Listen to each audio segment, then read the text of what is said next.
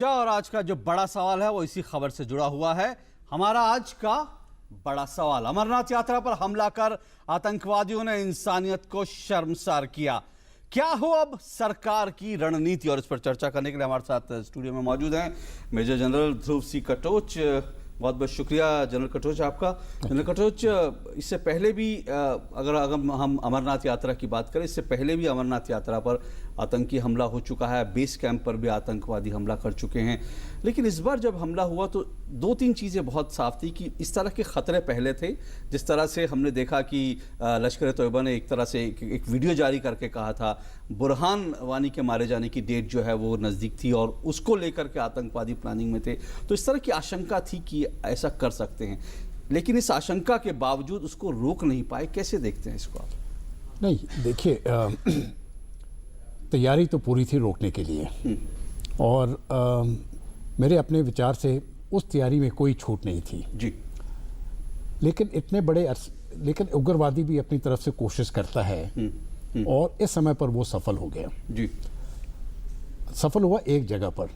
अभी इसके कई कारण हो सकते हैं कि क्यों सफल हुआ, और ये भी ज़रूरी है कि उस समय पर कुछ हद तक सिक्योरिटी की तरफ से भी जो भी उधर का पोस्ट था कुछ कमज़ोरी हो सकती है, और उस कमज़ोरी के कारण वो अंदर आ सके। इस पे दो तीन चीज़ें मैं बताना चाहता हूँ। हालात का भी फायदा उठा कि जिस तरह से खबरें आ रही हैं, वो बस जो है जो दरअसल वो बस उसका टायर पंचर हो गया था और इसके कारण नहीं, बात ये है, सबसे पहले वो बस जो थी वो अलग हो गई थी मेन कॉन्वॉय से। जी जी। सब वो तो एक बात है।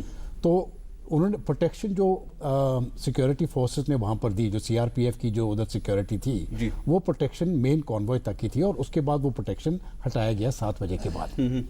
उसके बाद ये अकेली बस आ गई जी। अभी इसमें दो चीज़ें मुझे लगती हैं। जब वो अकेली बस आई, उग्रवादियों को कैसे मालूम था कि वो एक अकेली बस है?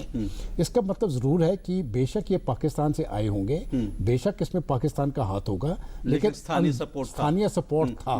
और ये हमको कभी गलती नहीं करना चाहिए ये सोचना कि स्थानीय सपोर्ट नहीं था। पक्का स्थानीय सपोर्ट था, और किसी न किसी ने मोबाइल के ऊपर ये मैसेज वहां पर पास की होगी कि एक अकेली बस आ रही है। आपने एक बहुत वैलिड पॉइंट किया, मैं इसी पर आना चाह रहा था, क्योंकि अगर हम अमरनाथ यात्रा को लेकर बात करें, पूरे कश्मीर में चाहे वो अलगाववादी भी हों, पूरे कश्मीर में इस तरह की एक भाव था कि भाई अमरनाथ यात्रा जो है वो कश्मीर के लिए बहुत इंपॉर्टेंट है।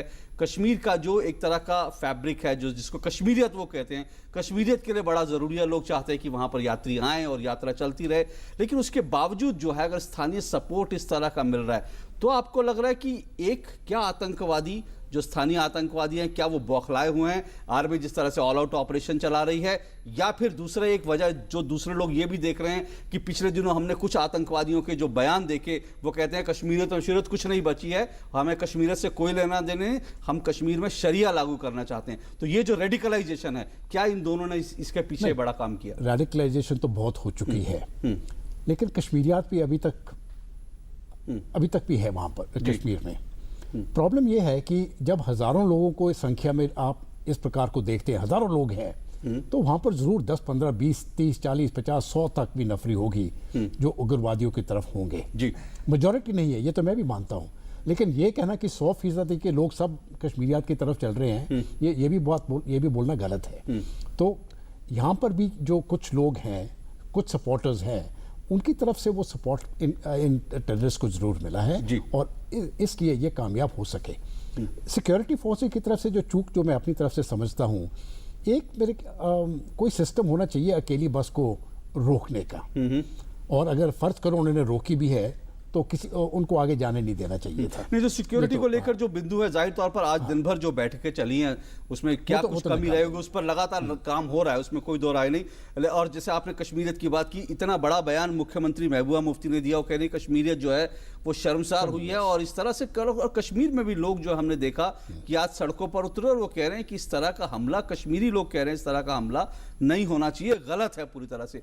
पर आपको लगता है कि एक डेस्परेशन जो है वो आतंकवादियों में साफ तौर पे दिख रहा है? जैसे मैं इस पॉइंट पर आ रहा था, महत्वपूर्ण बात जो कि पिछले अगर देखें कि 1.5-2 महीने में 50 से ज़्यादा आतंकवादी जो है वो सेना ने मार गिराए हैं, और सेना उनको तलाश कर बाकायदा उनकी मैपिंग की जा रही है, उनको ट्रेस किया जा रहा है, मारा जा रहा है। क्या एक डेस्परेशन भी है कि भाई डेस्परेट है, कुछ तो कुछ ना कर देना चाहिए? मुझे तो कोई शक नहीं है कि बहुत हद तक डेस्परेशन है और इसी डेस्परेशन के कारण वो कम्युनल राइट्स पूरे हिंदुस्तान में कराना चाहते हैं। इसका मकसद तो एक ही था, पूरे हिंदुस्तान में कम्युनल राइट्स करा दो, ये जितने भी यात्री हैं जितने हो सके मार दें। ये तो मेरे तरफ से एक अच्छी किस्मत थी कि वो जो ड्राइवर जो है वो गोलियों के बावजूद सीधी बस को आगे ले गया। अगर बस रुक जाती और साथ की बजाय पूरे के पूरे यात्रियों को मार देते वो, तो आपने देखना था देश में क्या किस प्रकार की हलचल हो जाती। तो वो उनका मकसद था कम्युनल पैशंस फैलाने का।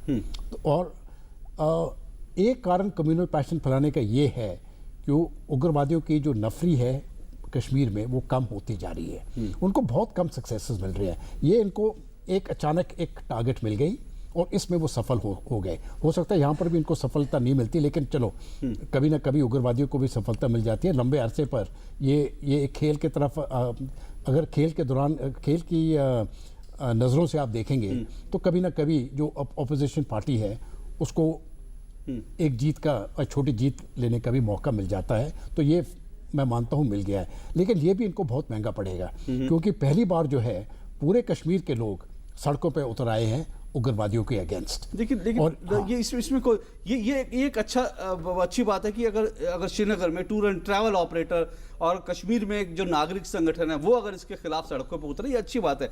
लेकिन स्ट्रैटेजी जो है, आपको लगता है कि क्या सिक्योरिटी फोर्सेस को, सरकार को स्ट्रैटेजी जो है वो और आक्रामक करनी पड़ेगी? क्या आपको लगता है कुछ इसमें चेंजेस करने की जरूरत है? स्ट्रैटेजी दो हिस्सों में जो चल रही है। एक हिस्सा तो है कि जो टेररिस्ट है जो पाकिस्तान से बॉर्डर की तरफ से लाइन ऑफ कंट्रोल को पार करके आ रहे हैं, एक तो उनके ऊपर रोक डालना और जो अंदरूनी टेररिस्ट हैं उनके ऊपर भावी रखना और उनको ख़त्म कर देना।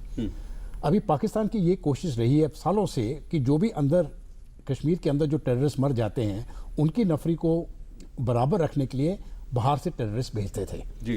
अभी वहाँ पर उनको सफलता नहीं मिल रही है क्योंकि जो बाहर से लोग आ रहे हैं वो उतनी संख्या में नहीं आ सक रहे, नहीं उनको वहीं पर एलिमिनेट किया जा रहा है और अंदर से भी एलिमिनेट हो रहे हैं। तो धीरे धीरे क्या हो रहा है, जो कश्मीर के अंदर जो टेररिस्ट की संख्या है वो कम होती जा रही है और एक समय पर ये आ जाएगा जब संख्या इतनी कम हो जाती है कि वो ऑपरेट करने की शक्ति नहीं रखते हैं और वो जब समय आ जाएगा तो पूरी पब्लिक जो है वो मिलके फिर इनका विरोध उनको भी शक्ति मिल जाती है इनका विरोध करने की। बिल्कुल आप ठीक कह रहे हैं। ये स्टेज जो है ये सिक्योरिटी फोर्सेस का स्टेज है। सेंट्रल गवर्नमेंट की तरफ से दूसरा स्टेज ये है कि जो पैसा जो बाहर से आ रहा था जो इनको सपोर्ट कर रहा है वो काफ़ी हद तक उसके ऊपर रोक लगा दी गई है और ये दोनों स्ट्रैटेजी एक साथ जब चल रही है यहाँ पर सफलता मिल रही है। लंबे तौर पर जो आपने शुरू में बात कराई थी रेडिकलाइजेशन की, उसको वो एक दिन में समाप्त नहीं होने वाली है। इसके लिए 2, 4, 5 साल तक लग सकते हैं और यहाँ पर जो है जो स्कूल के बच्चे हैं जो उनको शिक्षा दी जा रही है, जो मदरसा में शिक्षा जारी है और जो मस्जिदों में जो लाउड स्पीकर्स के ऊपर बयान दिए जा रहे हैं इनके ऊपर रोक करना अभी तक भी बहुत ज़रूरी है एक लॉन्ग टर्म स्ट्रैटेजी के तहत। और एक बड़ी बात और है, चर्चा का सामने नहीं, लेकिन एक बड़ी बात है हाफिज सईद को जो है इंटरनेशनल आतंकवादी जो है घोषित करा है अमेरिका ने और यूएन की तरफ से लगातार जो बात हो रही है। तो भारत के पास ये भी एक अच्छा अवसर है पूरी दुनिया को ये बताने का कि यही हाफिज सईद जो कि आतंकवादी के रूप में आतंकवादियों को यहाँ पे भेजकर पिलग्रिमेज पे जो हमला करवाता है, श्रद्धालुओं पर हमला कराता है, उसको पाकिस्तान किस तरह से शय देता है, ये भी दुनिया के सामने लाना बहुत इंपॉर्टेंट, बहुत महत्वपूर्ण बात है। बहुत बहुत शुक्रिया जनरल कटोच साहब, आप आए और चर्चा की, शुक्रिया आपका। हम बात कर रहे थे जो हमला हुआ अमरनाथ यात्रियों पर, उस संदर्भ में वक्त